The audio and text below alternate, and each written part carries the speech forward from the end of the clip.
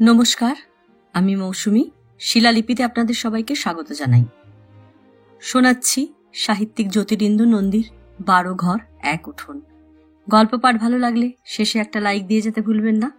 এখনো যারা আমার চ্যানেলটা সাবস্ক্রাইব করেননি তাদের সকলের কাছে আমার অনুরোধ, প্লিজ আমার চ্যানেলটা সাবস্ক্রাইব করে নেবেন। পাশে যে বেল নোটিফিকেশনটা আছে সেটা অবশ্যই প্রেস করে দেবেন। আজ উপন্যাসের 11 পর্ব। বনমালীর দোকানের সামনে চারু রায় ও কে গুপ্তকে দেখা গেল। শিবনাথের ইচ্ছে ছিল আড্ডাটা এড়িয়ে যাবে, কিন্তু পারল না। কে গুপ্ত তার জামার হাতা চেপে ধরল। মশাই, সেজে গুজে কোথায় বেরোচ্ছেন? বসুন না। না হয় আপনারা কাজের লোক, আমরা অকম্মার ঢেঁকি, কিন্তু লোক নেহাত খারাপ নই। অমলের কত বড় একটা উপকার করে দিলাম, একবার জিজ্ঞাসা করুন না বনমালীকে। 10 টাকায় ঘোলপাড়ায় কেমন ঘর পেয়েছে, ইলেকট্রিক আলো শিগগির আসছে, টিনের বেড়া, টিনের চাল। গরমের সময় গরম বেশি লাগবে, তা লাগলেও জলের বন্দোবস্ত এখানকার চেয়ে ঢের ভালো। আর ঘরখানাও ছোটর মধ্যে চমৎকার। জানালা মোটে একটা, তাহলেও অ্যাসোসিয়েশনটা খারাপ। চারু রায় ভ্রু কুঞ্চিত করল। শিবনাথ লক্ষ্য করল চারু রায়ের কপালে শ্বেত বিন্দু, যেন এতক্ষণ কি গম্ভীরভাবে চিন্তা করছিল। পরপর অনেকগুলো সিগারেট খাওয়া হয়েছে।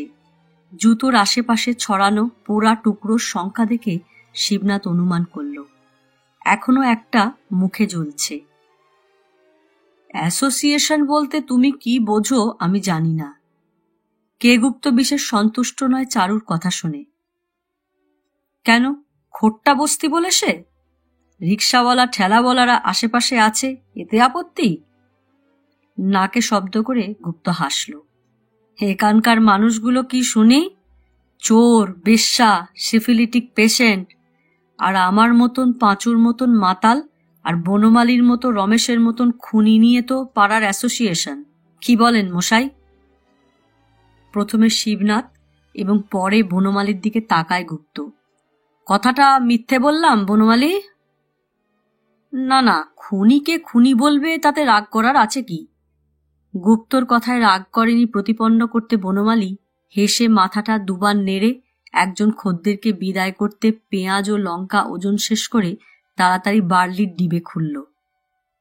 চারু রায় বলল, চমৎকার চা তৈরি করে দিলে কিরণ। গুণী মেয়ে বাবা, গুণী মেয়ে, গুপ্ত বলল। অদৃষ্টের বিপাকে পড়ে তো এই দশা হয়েছে, তাই এর মধ্যেই জিনিসপত্র গুছিয়ে বসতে পেরেছে, তুমি দেখে এলে? চারু মাথা নাড়ল। বুঝতে পেরেছে মানে বসিয়ে দিয়ে এসেছি। বাজারে গিয়ে এটা ওটা কেনাকাটা করে পর্যন্ত দিয়ে আসতে হলো। তুমি মহাত্মা লোক, মৃদু হাসল গুপ্ত। কিন্তু সাবধান রায়, এখনই মোক্ষম কথাটি ছাড়তে যেও না। অমলটা ভীষণ গোয়ার। পাগল! সিগারেটের ধোঁয়া ছেড়ে চারু আকাশের দিকে মুখ তুলল। আগে অমলের একটা কাজ জুটিয়ে দিই, তারপর ধীরে সুস্থে কথাটা না হয়।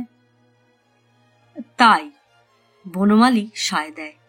এখন সিনেমা টিনেমার কথা বলতে গেলে রাগী লোক কি করতে কি করে বসে বুঝলেন না? চারু মাথা নাড়ল, চুপ করে সিগারেট টানল কতক্ষণ। তারপর আর চোখে শিবনাথের দিকে একবার তাকিয়ে পরে কে গুপ্তকে প্রশ্ন করল, আর কার ওপর নোটিশ হয়েছে ঘর ছাড়বার বললেন না তো তখন? বলায়ের ওপর, আমার ওপর। গুপ্ত হাত বাড়িয়ে বন্ধুর সিগারেটের টিন থেকে সিগারেট তুলল। আমাকে রোজই আলটিমেটাম দিয়ে যাচ্ছে পারিজাতের লোক। তা তুমি যে এখনো বড় টিকে আছো? চারু মৃদু হাসল। অন্যরকম বন্দোবস্ত হয়েছে নাকি রায় সাহেবের ছেলের সঙ্গে? যাওয়া আসা আছে? আমি প্রস্রাব করতেও পারিজাতের কুটিতে যাব না। মাটিতে থুতু ফেলল গুপ্ত। মদন ঘোষের মুখে শুনেছে কে গুপ্তর একটা MA ডিগ্রি আছে। গত মাসে বলে পাঠিয়েছিল বাচ্চাদের জন্য একজন প্রাইভেট টিউটর পাচ্ছে না, আমাকে দিয়ে হবে কিনা। তা নাও না তুমি ওটা। সোৎসায় বনমালী মাথা নাড়ল। এমনি তো বসে আছো, ঘর ভাড়াটা মাপ পাবে, আর তার উপর মাস মাস নগদ কিছু কিছু দেবেও নিশ্চয়। পারিজাতের তো পয়সার অভাব নেই। পরামর্শ শুনে কে গুপ্ত হঠাৎ কোনো কথা বলল না। আমি এখন উঠি গুপ্ত। চারু উঠে দাঁড়ায়। আচ্ছা। গুপ্ত মাথা নাড়ল। আবার কবে আসছো? আসবো, কবে কখন তার কিছু ঠিক নেই, হয়তো কালই আবার আসছি, আসতে হবে।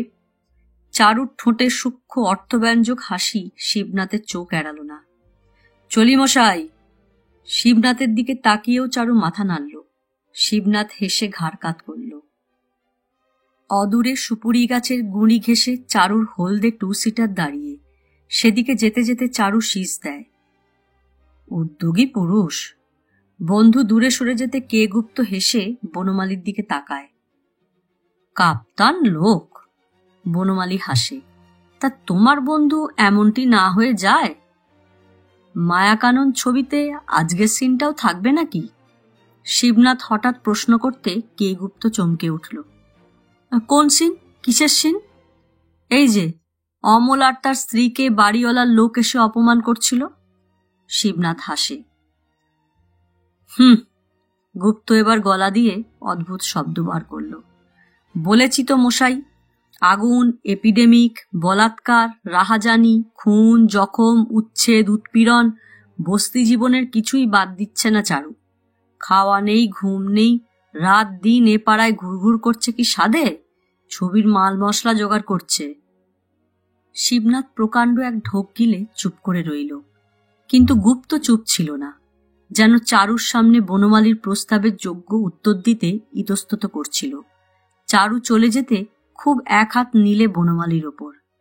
আমি বসে আছি কি ঘাস কাটছি, তাতে তোর কি? চারু আমার বন্ধু হলেও এখানে সে তৃতীয় ব্যক্তি। কি বলেন আপনি? চকিতে শিবনাথকে দেখে কে গুপ্ত বনমালীর দিকে ঘাড় ফেরালো। আমার ইচ্ছা নেই, তাই পারিজাতের ছেলে মেয়েদের ভালোতে আমি সাহায্য করছি না। কি হবে লেখাপড়া শিখিয়ে শুয়ারের বাচ্চাগুলোকে? গলা পর্যন্ত খায়, খাট পালঙ্কে ঘুমোয়, বেশ আছে। বাপের টাকায় এখন ঘি দুধ খাচ্ছে, বড় হলে মদ খাবে, মেয়ে মানুষ পুষবে। সাবেককালে এই করতো সব পয়সাওয়ালা ঘরের ছেলেরা। দেশ ঠান্ডা থাকতো, শান্তি ছিল ঘরে ঘরে। এখন শালারা লেখাপড়া শিখেই আরম্ভ করেছে রাজনীতি, ইলেকশন, ফাইট, ধুয়ো ধরে social reformation, service for humanities Sheikh. মানে লোকের মাথায় বাড়ি দেবার যত ফন্দি ফিকির আছে সব শেখে তুমি বলছো? ইংরেজি শব্দগুলো না বুঝলেও বনমালী আন্দাজ করে নেয়। আলবাত। সংক্ষেপে বনমালীর প্রশ্নের জবাব দিয়ে কে গুপ্ত তৎক্ষণাৎ শিবনাথের দিকে তাকায়। মশাই, ব্রিটিশের আমলে ড্রাই ডে কথাটা শুনেছেন কখনো? না। শিবনাথ কে গুপ্তর চেহারা দেখে হাসে। হাসবেন না? আরে আহাম্মক, তোরা যে রিফরমেশন বলতেই সকলের আগে মঙ্গলবারটাকে শুকনো করে দিলি, এতে লাভ কি হলো? ওই একটা দিন অন্তত তোমাদের পয়সাটা জলে গেল না, এই লাভ। তাছাড়া হপ্তায় একদিন গলা শুকনো রাখলে আস্তে আস্তে যদি তোমাদের স্বভাব পাল্টায়। স্বভাব পাল্টায়?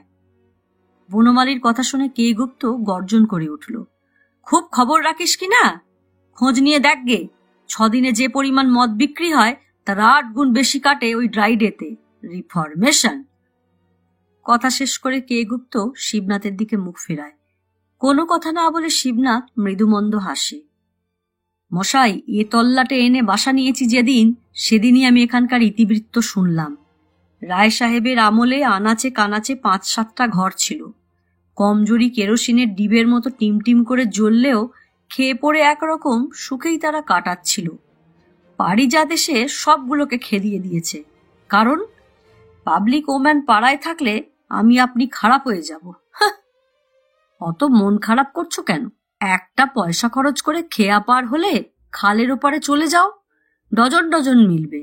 দেখনি সন্ধ্যাবাতি জ্বলতে তোমার মেনকা রম্ভারা গলির মুখে দাঁড়িয়ে বিড়ি টানে। বনমালীর কথায় কান ছিল না। শিবনাথের চোখে চোখ রেখে কে গুপ্ত বলল, এখন পারিজাতের বাচ্চারা লেখাপড়া শিখে আবার কোন রিফরমেশনে হাত দেবে সেই ভয় মশাই আমি সারা হয়ে যাচ্ছি। আমি করব ওদের টিউশনি? রাম, এই যে নিজের পায়ে কুড়ুল মারার সামিল হবে। কি বলেন মশাই? শিবনাথ কিছু বলল না। তোমার মাথা একেবারে খারাপ হয়ে গেছে গুপ্ত। হিসেবের খাতা থেকে মুখ তুলে বনমালী একটা বিড়ি ধরায়। তা নোটিশ যখন হয়ে গেছে, এ মাসে না হোক সামনের মাসে মদন ঘোষ তোমাকে তুলে দেবে ঠিকই। তখন কি করবে? নাকি ঘোলপাড়ায় ঘরটর ঠিক করা আছে? কিরণদের বস্তিতে ঘর খালি আছে কিনা খোঁজ নিয়েছ? যেন এবারও বনমালীর কথায় কান দেবার বিশেষ ইচ্ছা নেই। মুখের এমন ভাব করে কে গুপ্ত ওপরের দিকে তাকালো। সে যেদিন মদন লোকজন নিয়ে তুলতে আসবে সেদিন ঠিক করা যাবে। আমার শালা পারিজাতের খোঁয়ার, ঘোলপাড়ার ঘর, গাছতলা আর তোর দোকানের সামনের এই ভাঙা বেঞ্চি সব সমান। শিবনাথ একটি ছোট্ট নিঃশ্বাস ফেলল। সূর্য ডুবে গেছে, গাছের মাথাগুলো কালো। স্কুল সেরে রুচি এখন বাড়ি ফিরবে। মনে পড়তে শিবনাথ চট করে উঠে দাঁড়ায়। আহা, বসুন না। গুপ্ত আবার শিবনাথের হাত চেপে ধরল। কি এমন হাজারটা কাজ ফেলে এসেছেন যে একটু বসে গল্প সল্প করার সময় হয় না আপনার? কেন, আমার সঙ্গে আড্ডা মারছেন, মহিষী এসে দেখলে রাগ করবেন? তার কি এখনই ফেরার সময় হলো? না না, তা না। মনে মনে বিরক্ত হলেও শিবনাথ সেটা মুখে প্রকাশ করল না। একটু কাজেই বেরোচ্ছি, সন্ধ্যার পর এসে আবার গল্প করা যাবে। গুপ্ত শিবনাথের হাত ছেড়ে দেয়। তবে শুনুন। হাত ছেড়ে দিয়ে চোখের ইঙ্গিতে শিবনাথকে তার মুখটা আরেকটু কাছে সরিয়ে আনতে অনুনয় করে। শিবনাথ গুপ্তর মুখের কাছে গলা বাড়িয়ে দেয়। বলুন। আনা 4-6 পয়সা ধার দিতে পারেন? 6 আনা হবে না। শিবনাথ পকেটে হাত ঢোকায়। আনা 3 দিতে পারি। তাই দিন, তাতেই চলবে। খসখসে স্বর কে গুপ্তর। কিছু মুড়ি মুড়কি আর 1 পেয়ালা চা দিয়ে শালাকে ঠান্ডা করা যাক।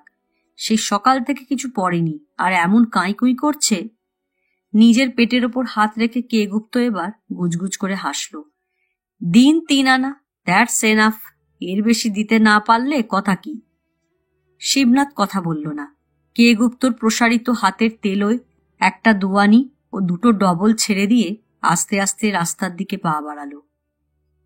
তা বুঝলেন মশাই, সন্ধ্যের পর একবার আসুন। গুপ্ত পেছন থেকে ডাকল।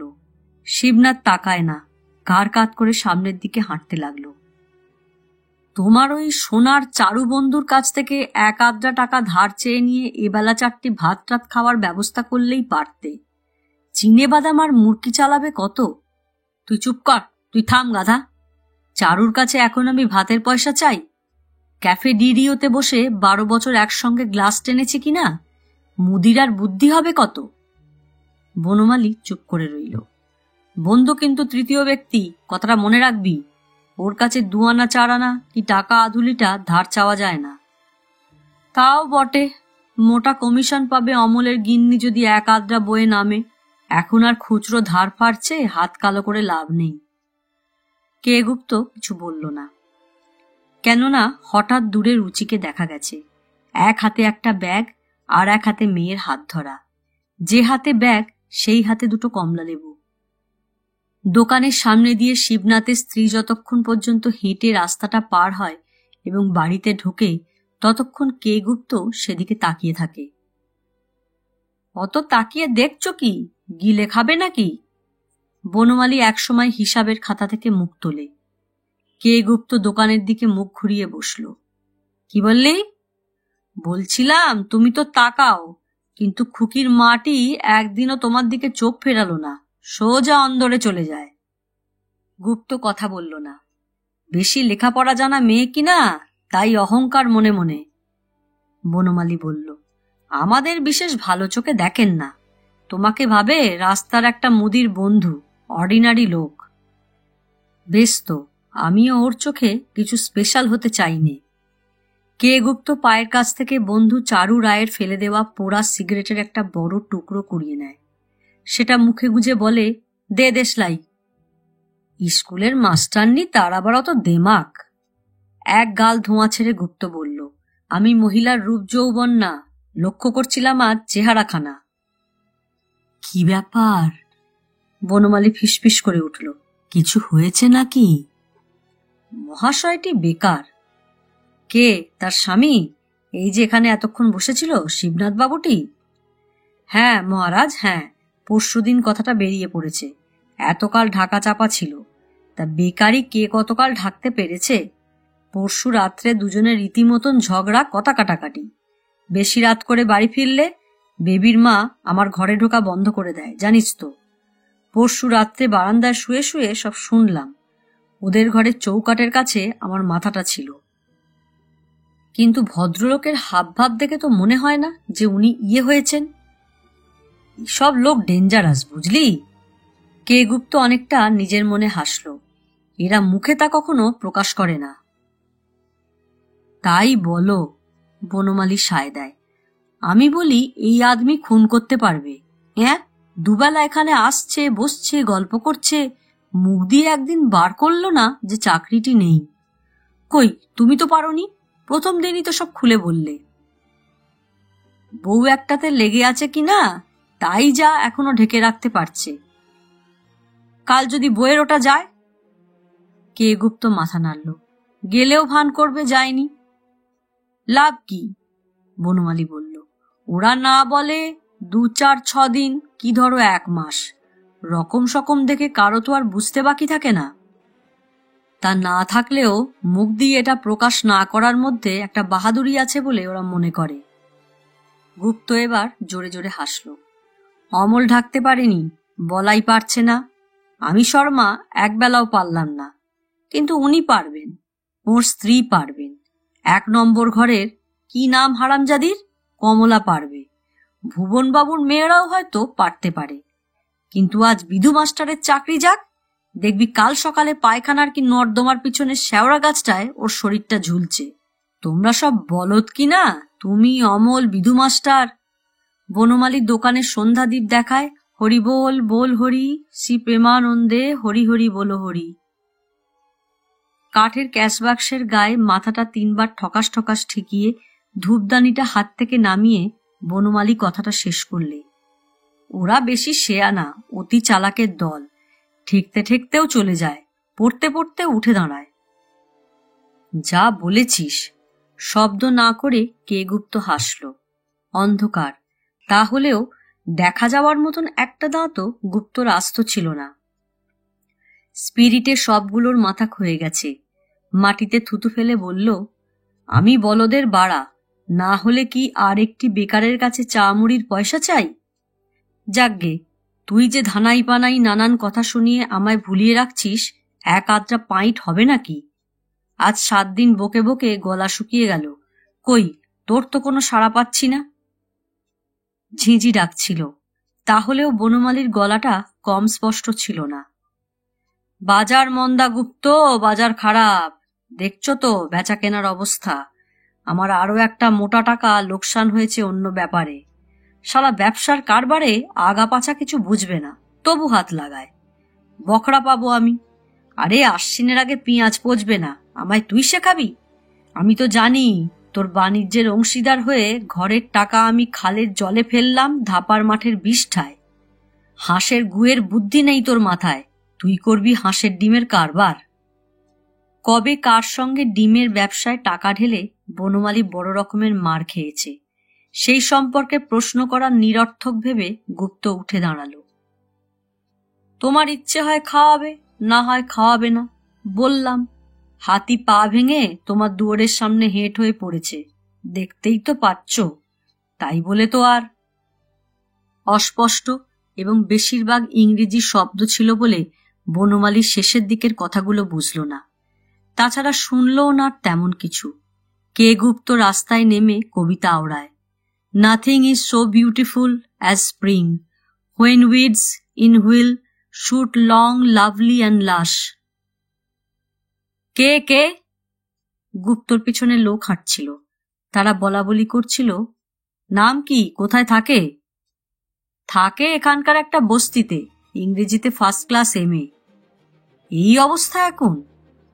বেকার, ব্যবসা ট্যাবসা করতে পারছে না, টুকিটাকি অর্ডার সাপ্লাইয়ের কাজ, মাস্টারি। হ্যাঁ, কোটটা একেবারে ছেঁড়া। বস্তুত কথাগুলো শুনেও গুপ্ত পিছনের দিকে তাকায় না।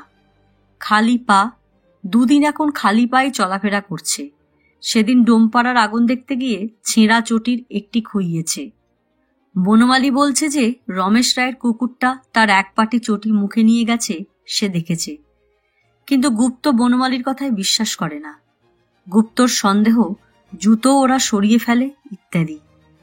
পিছনের লোকটি তার সঙ্গীকে বলছিল, পুঁথি পড়া বিদ্যা, প্র্যাকটিক্যাল নলেজ নেই। বাস্তব জগতের সঙ্গে সম্পর্ক হয়তো কোনো কালেই ছিল না। সুখের চাকরি করত, আজ বেকার হয়ে আর একটা কিছু জোটানোর মতো ফন্দিপিকির মাথায় আসছে না, তাই এ দুরবস্থা। লোক দুটিকে এগিয়ে যাবার পথ দিতে কে গুপ্ত সরু রাস্তার একপাশে সরে বাসকের জঙ্গল ঘেঁষে একটু সময় দাঁড়ায়। ঝিঝির ডাকের মতো পুরনো মামুলি একঘেয়ে বচন আওড়াতে আওড়াতে ওরা অন্ধকারে মিলিয়ে যাবার পর জঙ্গল ছেড়ে রাস্তায় নেমে আবার হাঁটতে লাগলো। ননসেন্স, গুপ্ত নিজের মনে বিড়বিড় করে। রমেশ রায় সই করা চিঠির ওপর দ্রুত চোখ বুলিয়ে পারিজাত মুখ তুলল। শিবনাথের বুক দুরদুর করছিল। সুশ্রী, সুবেশ, পরিচ্ছন্ন এবং অতিরিক্ত রকম মার্জিত এই লোকটির সামনে বসে শিবনাথের রীতিমতো ভয় করছিল পাঁচের আসে কোনো রকম অসৌজন্য, অভদ্রতা, নোংরামি কি কথার উত্তর দিতে গিয়ে নির্বুদ্ধিতা প্রকাশ করে। আর শিবনাথ তাকিয়ে তাকিয়ে দেখছিল পারিজাতের ড্রয়িং রুম।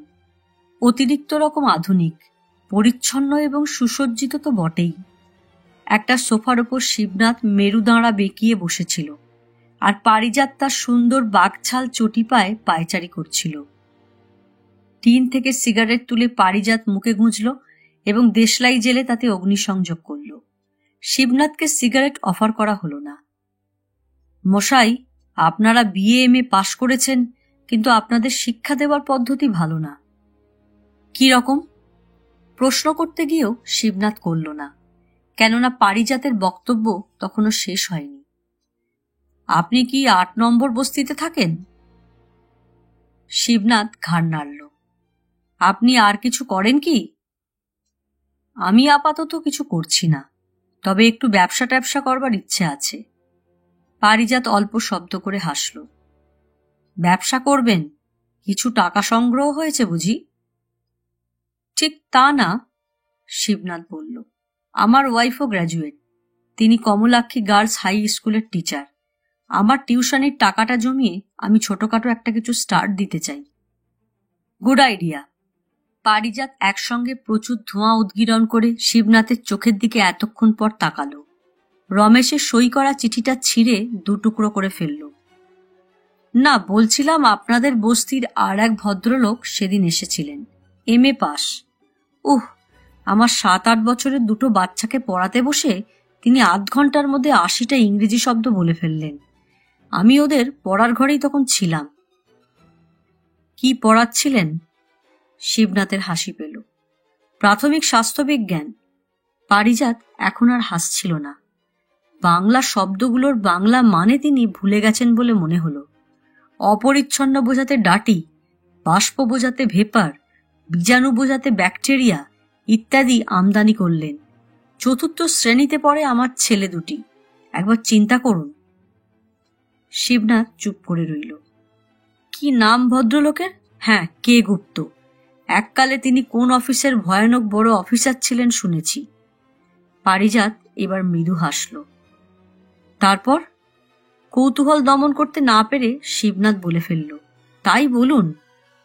তারপর আর তাকে আমি আসতে নিষেধ করলাম। পারিজাত বলল, আমার ছেলেরা বাঙালি, 7-8 বছর বয়স ওদের। পড়াতে বসে যিনি কথাটা ভুলে যান তাকে আমি শিক্ষক বলি না। শিবনাথের হাসি পেল এবং দুঃখও হল। তখন রায় সাহেবের নাতিদের পড়ানোর প্রস্তাবে বনমালীর ওপর কে গুপ্তর ক্ষিপ্ত হওয়ার দৃশ্যটা মনে পড়তে শিবনাথ মনে মনে লোকটিকে করুণা না করে পারল না। কাজেই বুঝতে পারছেন। পারিজাত অধিক কিছু বলল না। শিবনাথ ঘাড় নাড়ল। ভালো কথা, আপনি পড়াতে চাইছেন, আমার আপত্তি নেই। আপনি ওদের মার সঙ্গে কথা বলুন। এই ডিপার্টমেন্ট শ্রীমতীর। 1000 কাজে আমায় এত বেশি এঙ্গেজ থাকতে হয় যে এদিকে আর। বাক্য শেষ না করে পারিজাত স্ত্রীর নাম ধরে ডাকলেন। পর্দা সরিয়ে মহিষী ড্রয়িং রুমে এসে ঢুকলেন, যেন পর্দার ওপারে দীপ্তি অপেক্ষা করছিলেন। হয়তো এতক্ষণ দুজনের কথাবার্তাও শুনেছেন। শিবনাথ হাত তুলে নমস্কার করল। প্রতি নমস্কার জানিয়ে তিনি স্বামীর পাশে দাঁড়ান। আপনি আমাদের 8 নম্বর বস্তিতে থাকেন? শিবনাথ ঘাড় নাড়ল। আমরা নতুন এসেছি। তা জানি। দীপ্তি মাত্র একবার শিবনাথের আপাদমস্তক নিরীক্ষণ করে তারপর আর সেদিকে তাকালেন না। টেবিলের ফুলদানিটা একদিক থেকে সরিয়ে আর একদিকে রাখেন। এক দৃষ্টে সেদিকে তাকিয়ে থেকে শিবনাথ অন্য প্রশ্নের উত্তর দিতে প্রস্তুত হয়। এর স্ত্রী গ্র্যাজুয়েট, একটা স্কুলে আছেন, পারিজাত স্ত্রীকে বলল। কিন্তু দীপ্তি তাতে বিশেষ মনোযোগ দিলেন না। কথাটা তিনি আদৌ শুনলেন কিন্তু বুঝতে না পেরে শিবনাথ অস্বস্তি বোধই করল। সিগারেট মুখে রেখে পারিজাত কথা বলে। চলতি কথায় প্রাইভেট টিউটার বলতে যা বোঝায়, আমি আমার ছেলেদের জন্য সেরকম কিছু চাইছি না। দীপ্তি এবার মুখ ফেরান। আমি জানতাম এসব জায়গায় এসে বাস করলে আর যাই হোক বাচ্চাদের লেখাপড়া হয় না। ক্ষুব্ধ কণ্ঠস্বর শিবনাথের বুঝতে কষ্ট হলো না। কেন? সেই যে কি নাম! এদের নামগুলো আমি যখন তখন ভুলে যাই। বুড়ো মাস্টারকে তোমার পছন্দ হলো না? ভেটারেন স্কুল মাস্টার শুনছি। স্বামীর দিকে তাকিয়ে দীপ্তি শিবনাথকে বললেন, আপনাদের বাড়ির বিধু মাস্টারের কথা বলছেন উনি। আপনার সঙ্গে পরিচয় হয়েছে নিশ্চয়ই? হ্যাঁ, পরিচয় মানে একদিন দু একটা কথা হয়েছে এই পর্যন্ত। মহিলার কণ্ঠস্বরে তাচ্ছিল্যের ভাব লক্ষ্য করে শিবনাথ সতর্ক হয়ে উঠল। এদের কারোর সঙ্গে আমার তেমন। তা তো হবেই, তা তো বটেই, পারিজাত বলল। এদের মধ্যে যারা অশিক্ষিত তারা তো বটেই, লেখাপড়া জানা লোকগুলো কেমন আনকালচার্ড, রাস্টিক, কথাবার্তায় এমন একটা ব্রুট। দীপ্তি একটা সোফায় বসে পড়লেন। কণ্ঠস্বরে তাচ্ছিল্যের চেয়ে ঘৃণা বেশি, বিরক্তির চেয়ে রাগ। ভ্রমরকৃষ্ণ ভ্রু যুগলের কুঞ্চন প্রসারণ লক্ষ্য করতে গিয়ে একটু বেশি সময় শিবনাথ মহিলার মুখের দিকে তাকিয়ে রইল। বিধুকে ডাকিয়ে একদিন ট্রায়াল দিয়েছিলাম। দীপ্তি মুখখানা আবার বিকৃত করলেন। একে এমন নোংরা বেশভূষা, পড়াতে বসে একটা কাঠি দিয়ে দাঁত খোঁচাতে লাগলো, থুতু ফেললো জানলার গড়াদে, সেই কাঠি আবার কানে গুজে নোংরা হাত ছেলেদের বই খাতার উপর রাখলো। আপনি কল্পনা করতে পারেন?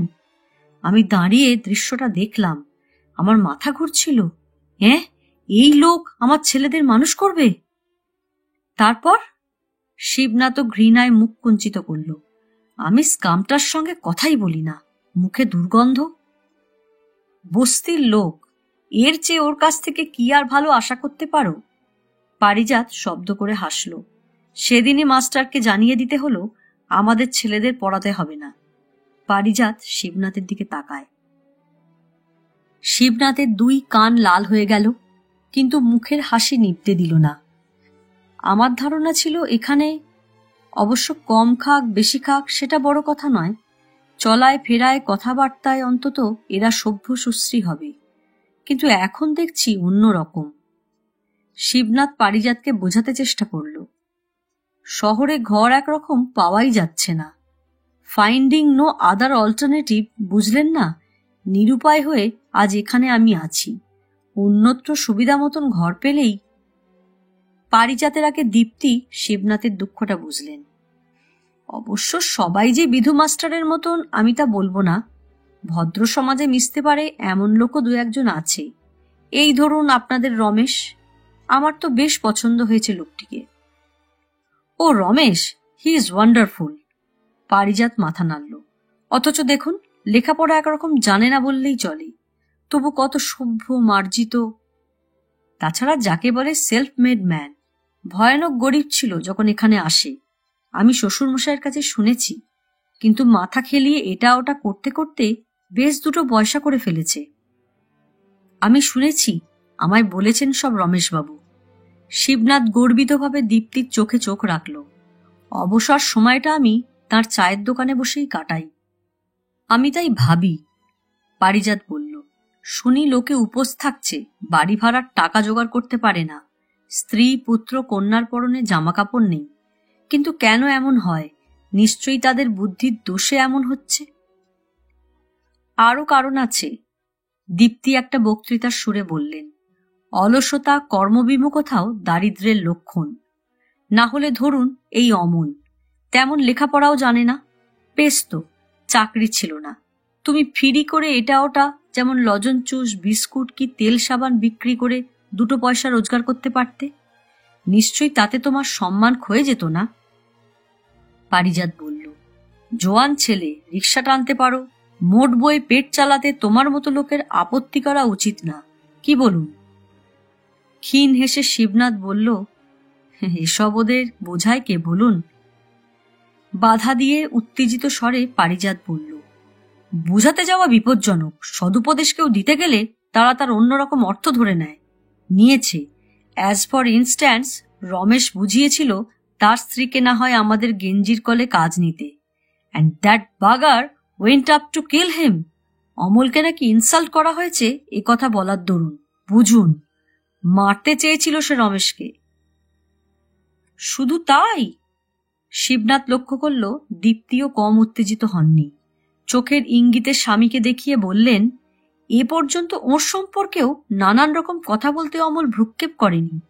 মোজার কলে গেঞ্জির কলে মেয়েদের ঢুকানো হচ্ছে, এটা কিছুতেই অমল আর তার দলের লোকেরা ভালো চোখে দেখছে না। মূর্খ, অস্ফুটে বলল শিবনাথ।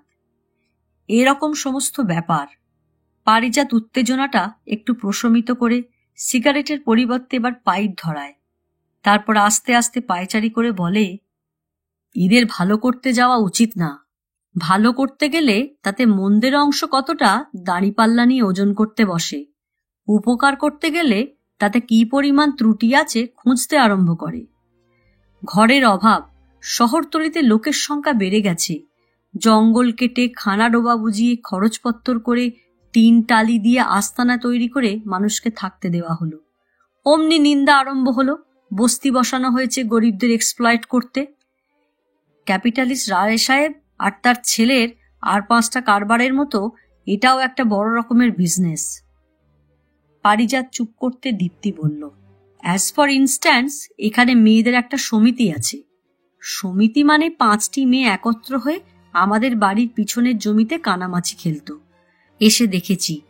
তারপর আমি টাকা দিলাম, বই এলো, 5 রকমের খেলাধুলোর সরঞ্জাম এলো। মেয়েরা নাচ গান, সূচের কাজ, রান্না, রুগীর সেবা করতে পারে, তার সব রকম ব্যবস্থাই করে দিলাম।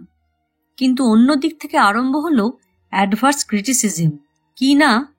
কথা অসমাপ্ত রেখে দীপ্তি স্বামীর দিকে তাকান। মুখ থেকে পাইপ সরিয়ে পারিজাত শিবনাথের দিকে তাকিয়ে মৃদু হেসে কথাটা শেষ করল।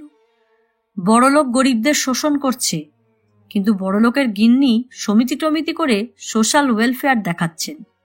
মানে ইলেকশন আছে কিনা, স্ত্রীর মারফত পারিজাত ভোটের অঙ্ক বাড়াবার ফিকিরে আছে। বুঝুন।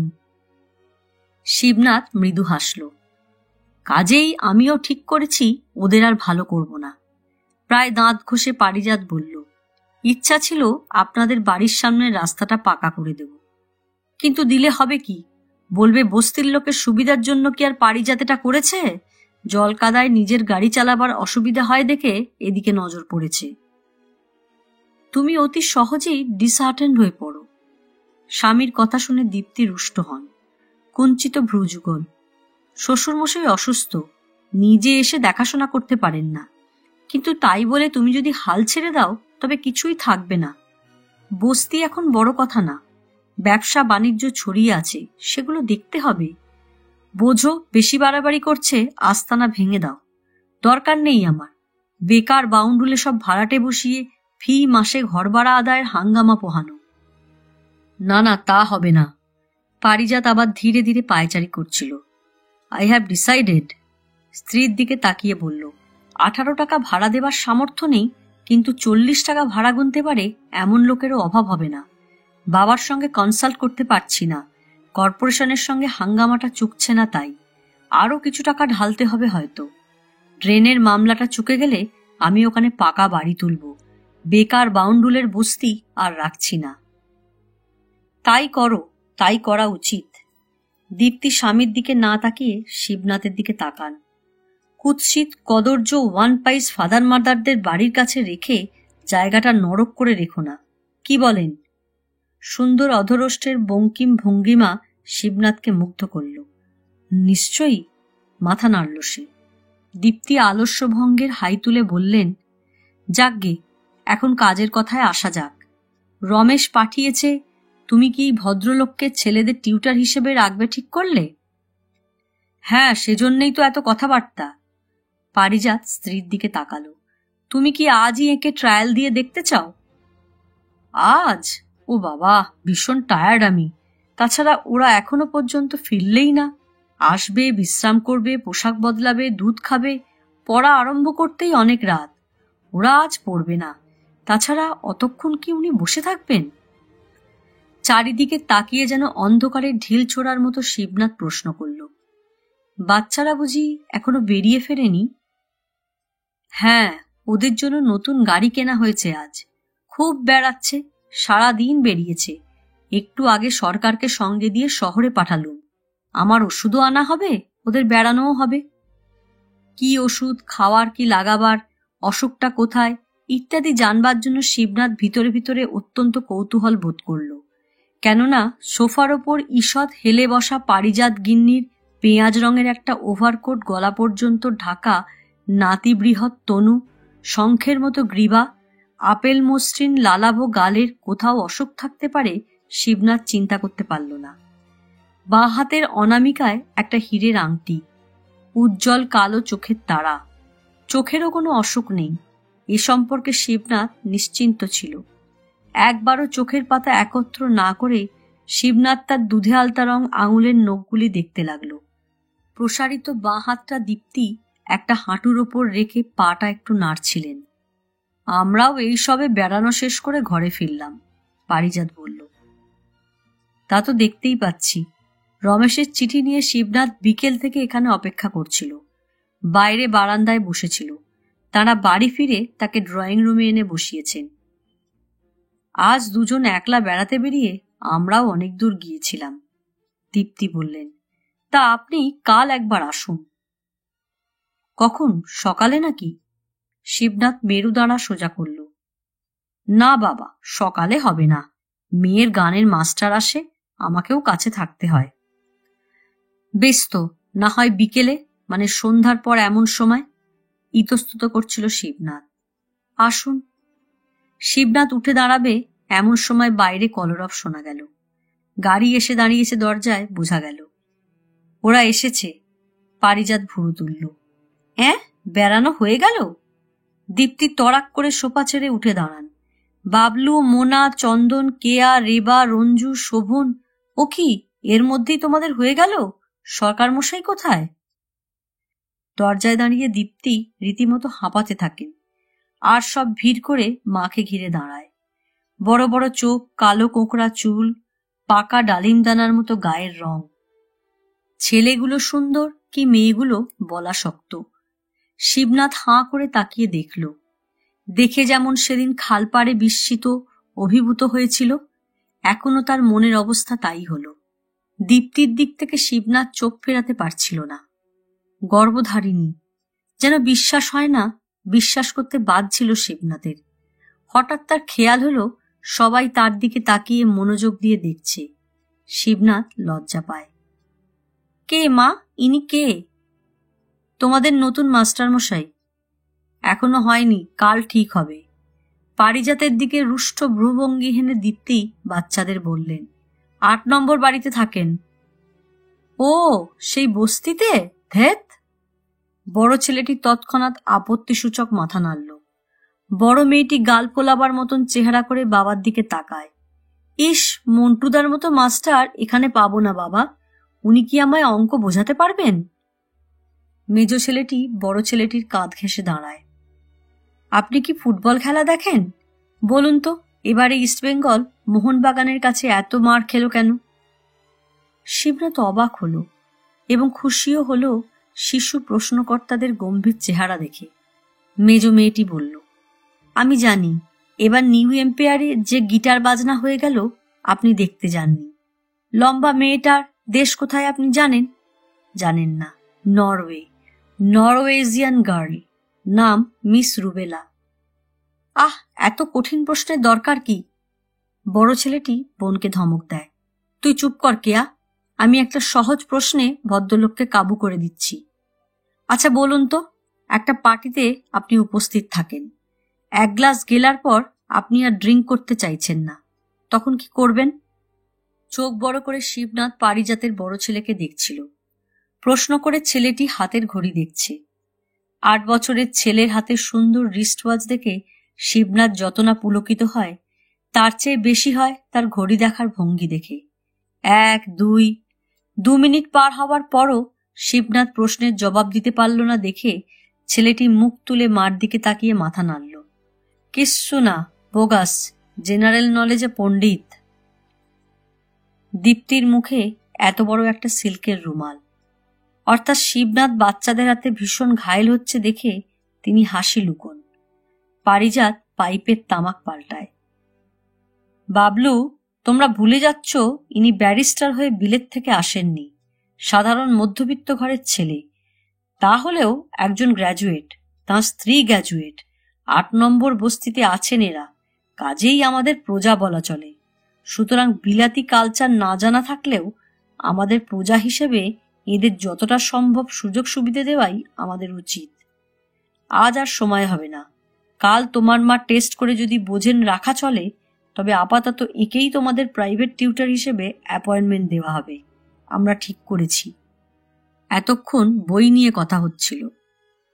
বাবলু অর্থাৎ বড় ছেলেটি বাবার কথা শুনে বিষণ্ণ মুখে চুপ করে দাঁড়িয়ে রইল। দীপ্তি মুখের রুমাল সরিয়ে শিবনাথকে বলেন, শ্বশুরমশাই বেশি অসুস্থ ছিলেন বলে গত বছর 8-9 মাস আমাকে বাচ্চা কাচ্চাদের নিয়ে বালিগঞ্জের বাড়িতে থাকতে হয়েছিল। সেখানে মন্টু ব্যানার্জি ওদের মাস্টার ছিল। ব্যারিস্টারি পাশ করে পসার জমাতে পারছিল না বললে ওর ওপর অবিচার করা হয়। আমি বলি, পসারের দিকে ওর মন ছিল না, নেই, বাচ্চা পড়িয়ে বেড়ানো হবি। তাও কি খুব একটা বেশি টাকা নিত? 100 টাকা। আমার তো মনে হয় সে টাকায় ওর মাসের সিগারেটের খরচ উঠত না। তিনি এখন কোথায়? মুখ দিয়ে হঠাৎ বেরিয়ে পড়ল শিবনাথের। অত্যন্ত করুণ চেহারা করে দীপ্তি বললেন, তিনি কি আর বেলেঘাটা চিংড়িঘাটায় আসবেন আমার ছেলে মেয়েদের পড়াতে? তাই তো বলি, এখানে জমিদারি ব্যবসা ফেঁদে সবচেয়ে ক্ষতি হলো আমারই। আমার ছেলে মেয়েদের পড়াশোনার সুবিধা হচ্ছে না। তুমি একটুতেই ডিসহার্টেন্ড হয়ে পড়ো দীপ। শিগগিরই সবগুলো ইংরেজি বাংলা কাগজে বিজ্ঞাপন ছাড়া হবে। এখানেও অনেক লেখাপড়া জানা লোক আছে। আগে এদের চান্স দেওয়ার কারণ টাকার ডিমান্ডেরা খুব একটা করবে না। মন্টু ব্যানার্জির মতো প্রাইভেটদের এখানে আনিয়ে পড়াতে গেলে 250 হাঁকবে। পারিজাত পাইপে আগুন দিল। তাই তো বলি, টাকা, সন্তানের চেয়েও টাকার মমতা বেশি তোমার। আমি একথা প্রথম থেকে বলে আসছি। অভিমানাহত কণ্ঠস্বর স্ত্রীর। এরকম ধারণা করা তোমার অন্যায় দীপ। পারিজাত শক্ত ভঙ্গিতে একটা দেওয়ালে মুখ করে দাঁড়ালো। সেখানে একটা বড় চওড়া ফ্রেমে বাঁধানো আরশি টাঙানো। পারিজাত নিজের চেহারা দেখতে দেখতে বলল, ছেলে মেয়েদের জন্য আমি কি করছি, কতটা করছি, তোমার চেয়ে আর বেশি কারো জানবার কথা নয়। আমার কথা হচ্ছে, মন্টু ব্যানার্জি তো হাতে আছেই, এরা গরিব। আয়নার মধ্যে দিয়ে শিবনাথের দিকে দৃষ্টি সঞ্চালন করল পারিজাত। প্রজাদের মধ্যে যদি শিক্ষিত লোক থাকে আর আমি তাদের সুযোগ সুবিধে না দিই, তো ল্যান্ডলর্ড হিসেবে আমার কি বদনাম উঠবে তা তুমি জানো? পাক্কা কমিউনিস্ট বনে গেলেই পারো। হাতের রুমালটা দিয়ে দীপ্তি কপাল মোছে। গলাবন্ধ ওভারকোটের দরুন এবং পারিজাতের কথার দরুন বিরক্ত হয়ে ঘেমে উঠেছেন তিনি। ঘন ঘন নিঃশ্বাস ফেলছেন। বক্ষস্পন্দন দেখে শিবনাথ অনুমান করল, এদিকে একটু ডেমোক্রেটিক আইডিয়া নিয়ে চলতে হয় বই কি। তাছাড়া সামনে ইলেকশন, সব দিক বুঝে সুঝে না চললে বিপদ আছে। স্থানীয় লোকদের সাপোর্ট আমার খুব বেশি দরকার। যা বোঝো তাই করো। যেন এই নিয়ে বাক্য ব্যয় করে দীপ্তি আর ক্লান্ত হতে নারাজ। ছেলে মেয়েদের হাত ধরে তিনি পাশের ঘরে চলে যান। তিনি চলে যাবার পরও দরজার ঘন নীল ভারী পর্দাটা কাঁপতে থাকে। সেদিকে কতক্ষণ তাকিয়ে থেকে পারিজাত পরে এদিকে ঘাড় ফেরায়, শিবনাথের দিকে তাকায়। দেখেছেন মশাই, আপনারা তো আমাদের মানে বড় লোকদের, ক্যাপিটালিস্টদের উঠতে বসতে বাপান্ত করছেন। শালারা সমাজের মাথায় বসে কেবল সুখ লুটছে, স্বর্গের সুখ। কিন্তু এখানেও পাতালের দুঃখ অগাধ অন্ধকার। একবার নিজেই দেখে যান ভিতরটা। বলে পারিজাত শিবনাথের চোখে চোখ রেখে দার্শনিকের মতো হাসল ও ক্লান্ত নিঃশ্বাস ফেলল। শিবনাথ কিছুক্ষণ চুপ করে থেকে পরে আস্তে বুদ্ধিমানের মতো বলল, বালিগঞ্জ ছেড়ে এখানে এসে তার অসুবিধে হচ্ছে থাকতে। তা তো হবেই মশাই, ব্যারিস্টার মাস্টার রেখে ছেলে মেয়েদের লেখাপড়া শেখাবার মেজাজ তৈরি করে দিয়েছেন দীপ্তির বাপ মেয়ের। এখানে এলেই তার খুঁতখুত আরম্ভ হয়।